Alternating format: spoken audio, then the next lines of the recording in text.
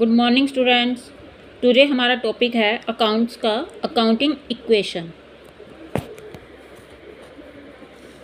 Accounting equation बनाने से पहले सबसे पहले तो हमें बैलेंस शीट बनानी आनी चाहिए। बैलेंस शीट बनाने के लिए आपको यह पता होना चाहिए भी एसेट्स क्या होती हैं और करंट लायबिलिटीज़ क्या होती है।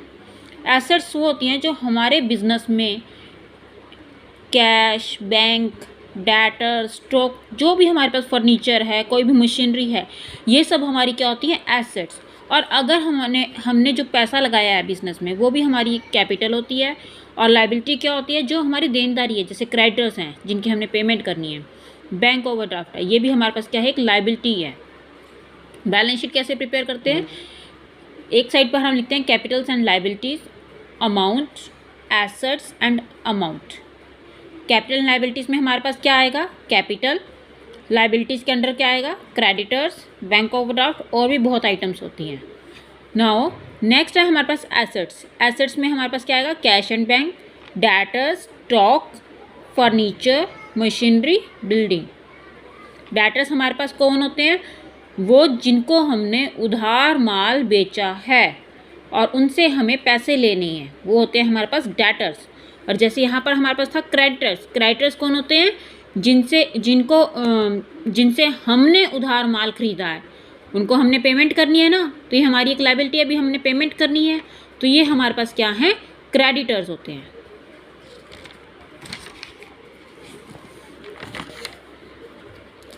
नाउ नेक्स्ट है हमारे पास मीनिंग ऑफ अकाउंटिंग इक्वेशन। अब हम ये समझेंगे कि अकाउंटिंग इक्वेशन हम चैप्टर कर रहे हैं, तो उसका मीनिंग क्या है, अकाउंटिंग इक्वेशन का meaning of accounting equation.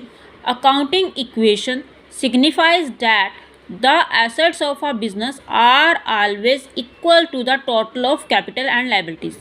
Accounting equation के अकॉर्डिंग जो हमारी एसेट्स होती है एक बिजनेस की, वो हमेशा इक्वल होती है। किसके इक्वल होती है, total of capital liability, liability और कैपिटल के टोटल के बराबर होती है। जैसे कि assets is equal to liability plus capital, ये हमारे पास फॉर्मूला भी बन जाएगा, यहाँ से निकल कर आएगा, assets equal to liabilities plus capital. अब हम ये एग्जांपल के अकॉर्डिंग करेंगे, देखो समझेंगे भी हमने अकाउंटिंग इक्वेशंस कैसे करनी है। फर्स्ट इलस्ट्रेशन जैसे हमने लिया हुआ है गोपाल का। Suppose Gopal start a new business. Gopal है एक पर्सन, वो एक न्यू बिजनेस स्टार्ट कर रहा है and the following successive transaction take place. और कौन कौन सी ट्रांजेक्शन हो रही है, फर्स्ट ट्रांजेक्शन है हमारे पास, Gopal started business with ₹75,000 as capital. Gopal ने बिजनेस स्टार्ट किया है और वो भी ₹75,000 उसने पूंजी के लगाए हैं। कैपिटल हमारे पास क्या होती है, पूंजी। पूंजी तो सबने सुना होगा, हम सोचते हैं कैपिटल क्या है, कैपिटल होती है पूंजी। भी हमने बिजनेस में कितना पैसा लगाया, गोपाल ने कितना पैसा लगाया है, ₹75,000। हम इसको कैसे एक्सप्रेस करेंगे, the transaction can be expressed in the form of an accounting equation as follows. इसको हम कैसे एक्सप्रेस करेंगे, अकाउंटिंग इक्वेशन के अकॉर्डिंग। जैसे हमारे पास है assets this will equal to liabilities plus capital, हमारे पास फॉर्मूला था। अब जो चीज़ें हैं, अब मान लो हम बिजनेस में पैसा लगा रहे हैं, तो हमारे पास क्या आएगा, कैश आएगा।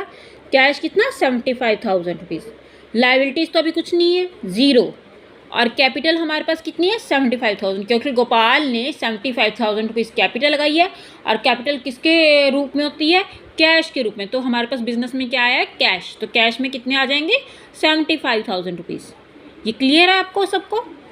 नेक्स्ट हमारे पास ट्रांजेक्शन सेकेंड। अगर हमारे पास इस टाइप की ट्रांजेक्शन आती है, भी बिजनेस में कैपिटल लगाया है, तो उसमें दो पे इफेक्ट पड़ेगा, एक कैश में और एक कैपिटल में। नाउ सेकंड है हमारे पास ट्रांजैक्शन सेकंड। ट्रांजैक्शन सेकंड में क्या कहा इन्होंने, Gopal purchase furniture for cash. Gopal ने क्या परचेज किया है, फर्नीचर, वो भी किसका, कैश का, वो भी ₹5,000। अब इसमें देखो हमारे पास दो चीज़ें आई हुई हैं, एक तो फर्नीचर आया है और एक कैश गया है। तो हमारे पास फर्नीचर में ऐड हो जाएगा और कैश में लेस हो जाएगा। देखो कैसे, सबसे पहले तो वही formula, assets equal to liabilities plus capital.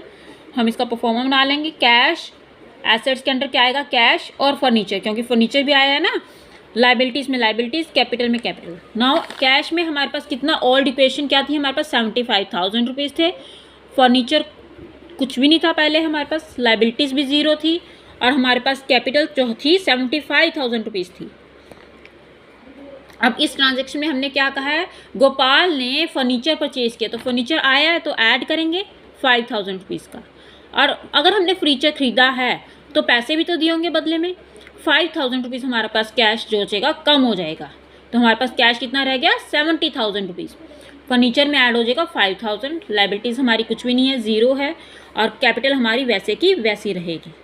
और इसमें हमको क्लियर दिख रहा है भी कोई भी ट्रांजैक्शन होती है वो दो जगह इफेक्ट डाल रही है। देखो, एक तो जैसे हमने फर्नीचर खरीदा है, फर्नीचर में ऐड हो गया और कैश हमारा क्या हो गया, कम हो गया।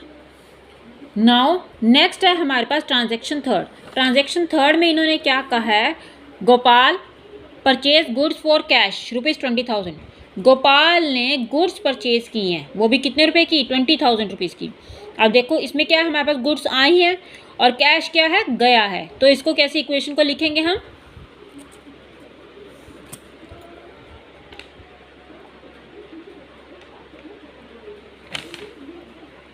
इसको हम कैसे लिखेंगे, assets this will equal to liabilities plus capital. Assets में हमारे पास क्या क्या आएगा, cash plus furniture plus goods, क्योंकि हमने गुड्स खरीदे हैं ना।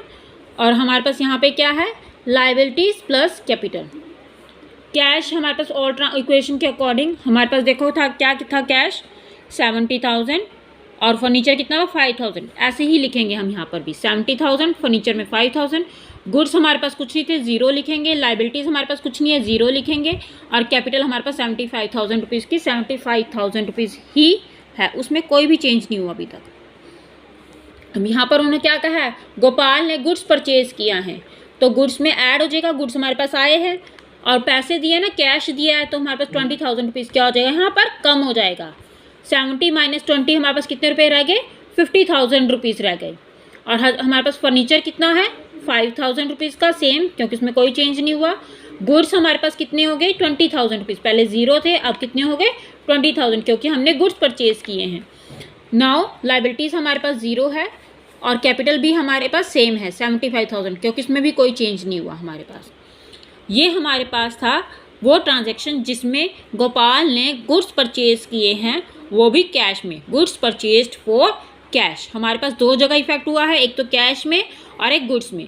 गुड्स में हमारे पास गुड्स आए हैं तो ऐड हो जाएगा, और पैसे दिए, कैश दिया है तो कैश क्या हो जाएगा, कम हो जाएगा। हमारे पास दो जगह इफेक्ट पड़ेगा हमारे पास। नाउ नेक्स्ट ट्रांजैक्शन है fourth, Gopal purchased goods on credit ₹16,000। अब देखो है तो इसकी तरह, ऊपर वाले की तरह कि उसने गुड्स परचेज किए हैं, लेकिन क्या डिफरेंस है, वो उसने कैश के परचेज किए थे, लेकिन यहाँ पर जो गुड्स परचेज कर वो क्रेडिट। देखो यहाँ पर क्या लिखा हुआ है, क्रेडिट भी उसने उधार में जो है माल खरीदा है, वो भी 16,000 रुपीज़ का। अब देखो इसे कैसे करेंगे, इस इक्वेशन को।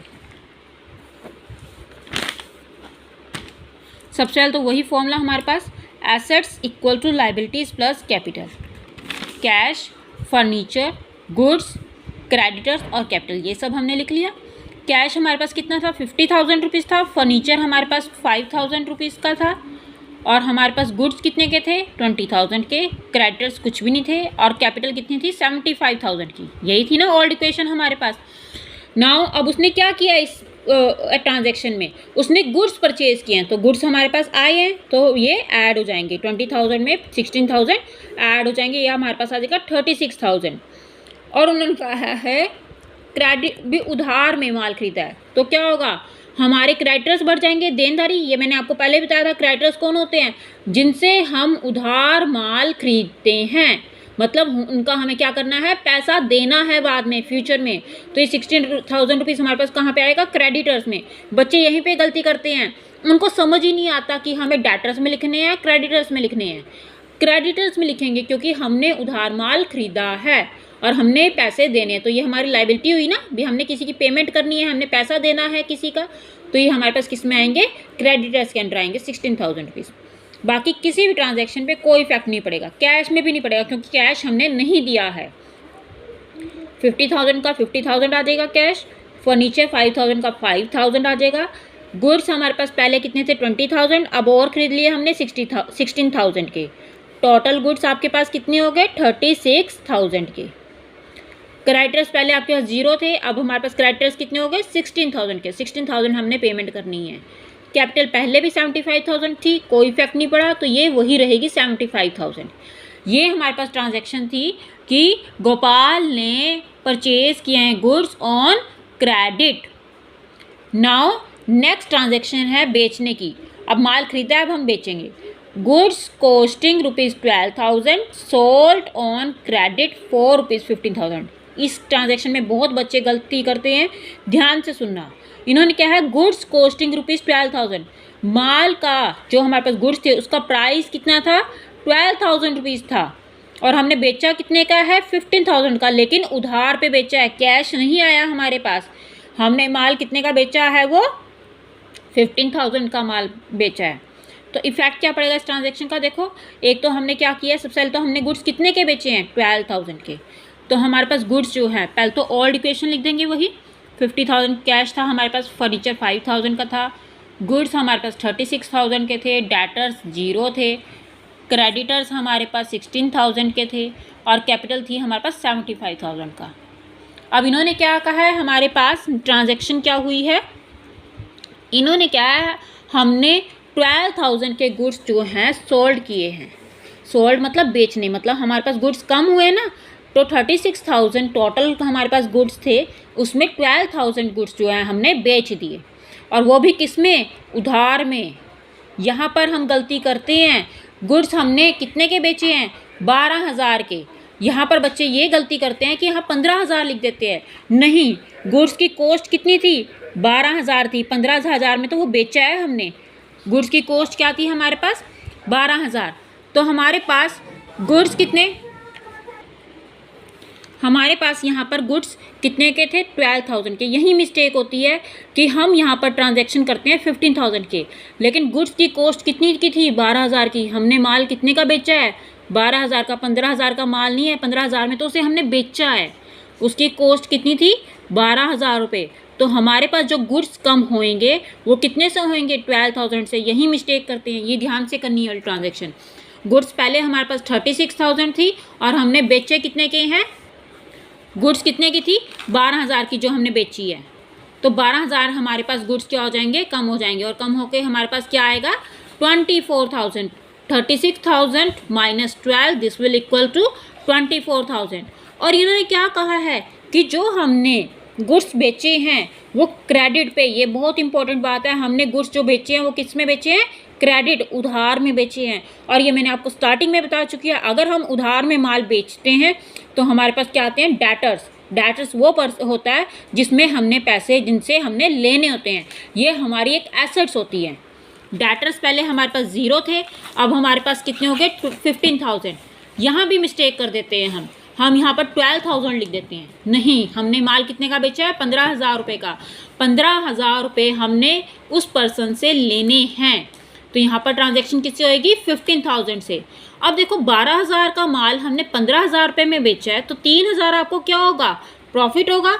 वो 3,000 का जो प्रॉफिट है हम कहाँ ऐड करेंगे कैपिटल में, क्योंकि इससे हमारी पूंजी जो है बढ़ेगी। पहले हमारी पूंजी थी 75,000 और 3,000 हमें प्रॉफिट हो गया आपका। ये देखो यहाँ ये भी है, ये क्या हुआ आपको प्रॉफिट 3,000 का। ये 3,000 का प्रॉफिट जो है आप कैपिटल में ऐड करोगे और टोटल हमारे पास आएगा 78,000। अब ध्यान से देखो दोबारा एक बार, ये जो हमारे पास ट्रांजैक्शन थी ये हमारे पास थी good costing ₹12,000 sold on credit for ₹15,000। 12,000 का माल हमने 15,000 में बेचा था और वो भी किस पे उधार पे। तो यहाँ पर हमारे पास, अब आप कहोगे मैम कैसे दो जगह इफेक्ट होता है, यहाँ पर तो 3 जगह इफेक्ट हो गया। यहाँ इसलिए क्योंकि हमने जो है 12,000 का माल जो है 15,000 में बेचा है और वो भी क्रेडिट में, और वो भी क्या हुआ हमारे पास, इन्होंने क्या कहा है 3,000 हमारे पास क्या हुआ है यहाँ पे प्रॉफिट, इसलिए ये 3 अकाउंट्स को इफेक्ट करेगा। 12,000 गुड्स में, डेटर्स में 15,000 और कैपिटल में हमारे पास क्या आएगा 3,000 रुपीज़। बट देखो अब दोनों का अगर हम टोटल देखें ना एसेट्स और लाइबिलिटी का, यहाँ भी 15 माइनस 15 माइनस 12 3000 आएगा और यहाँ भी 3000। ये टोटल हमेशा सेम रहेगा। अगर आपका ये सेम नहीं आता तो इसका मतलब आपकी जो ट्रांजैक्शन आपने जो करी है वो क्या कर दी है, आपने गलत की है। यहाँ पर 15,000 का जो 12,000 का जो माल था 15,000 में आपने बेचा है, तो 3000 का डिफरेंस है ना, 3000 आपके पास प्रॉफिट आया था, इधर भी 3000 है और इधर भी डिफरेंस अगर हम देखें तो 3000 ही है। तो ये क्या है हमारे पास, अगर ये सेम आता है हमारे पास तो इसका मतलब हमारा क्वेश्चन जो है, हमारी ट्रांजैक्शन जो है वो हमने सही की है। देखो अब हमारे पास बैलेंस क्या आएगा, न्यू इक्वेशन क्या आएगी, 50,000 का कैश, क्योंकि इस पर कोई इफेक्ट नहीं पड़ा क्योंकि हमने तो उधार में माल बेचा है। फर्नीचर हमारा 5,000 का ही था। 36,000 हमारे पास गुड्स थे, गुड्स जो हमने बेचे हैं तो हमारे पास कम हो जाएंगे, हमारे पास कितने आ जाएंगे गुड्स अब 24,000 रुपीज़। डेटर्स आपके पास कुछ नहीं थे, अब 15,000 के क्योंकि हमने उधार में माल बेचा है तो 15,000 के क्या आएंगे आपके डेटर्स।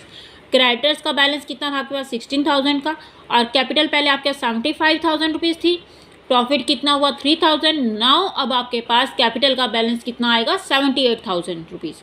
अब हमारे पास कैपिटल का बैलेंस जो है इंक्रीज हो गया, ये हमारे पास कितना हो गया 78,000 रुपीज़। नाउ नेक्स्ट ट्रांजेक्शन है 6। इन्होंने क्या कहा है, पेड ₹1,000 फॉर रेंट। अब गोपाल ने क्या किया है, जो वो उसकी इनकम हो रही थी उसमें से 1,000 रुपीज़ जो है रेंट पे किया है। इस इक्वेशन को कैसे करेंगे, हमारे पास फॉर्मूला वही रहेगा, assets is equal to liabilities plus capital. Assets हमारे पास क्या है, cash, furniture, goods, debtors, liabilities creditors, capital में कैपिटल। कैश ओल्ड इक्वेशन हमारे पास क्या थी 50,000, फर्नीचर 5,000 का, गुड्स हमारे पास 24,000 का, डेटर्स हमारे पास 15,000 के, और क्रेडिटर्स आपके पास 16,000 के, कैपिटल आपके पास कितनी थी 78,000 की। इस ट्रांजैक्शन में ध्यान से देखो, इन्होंने क्या कहा है, हमने रेंट पे किया है 1,000 रुपीज़ का। तो अगर आप रेंट पे कर रहे हो तो आपके पास से कैश कम होएगा, तो सबसे पहले तो ये इफेक्ट करेगा कैश वाले अकाउंट को। 50,000 माइनस 1,000, 1,000 रेंट पे किया तो 1,000 50,000 में से हम लेस करेंगे, क्योंकि इससे हमारे पास कैश क्या होगा, कम होगा, क्योंकि इसमें से हमने क्या की है, पेमेंट की है। और दूसरा क्या होगा, हमारे पास कैपिटल अकाउंट में से लेंस होगा, क्योंकि हमारी पूंजी भी कम होगी, क्योंकि जो भी हमारा खर्चा होता है वो हम पूंजी में से या प्रॉफिट्स में से ही देते हैं। प्रॉफिट तो हमने इसमें ऐड किए हुए हैं कैपिटल में, तो हम जो खर्चा कर रहे हैं वो भी हम इसी में से करेंगे, 1,000 कैपिटल में से लेस हो जाएगा।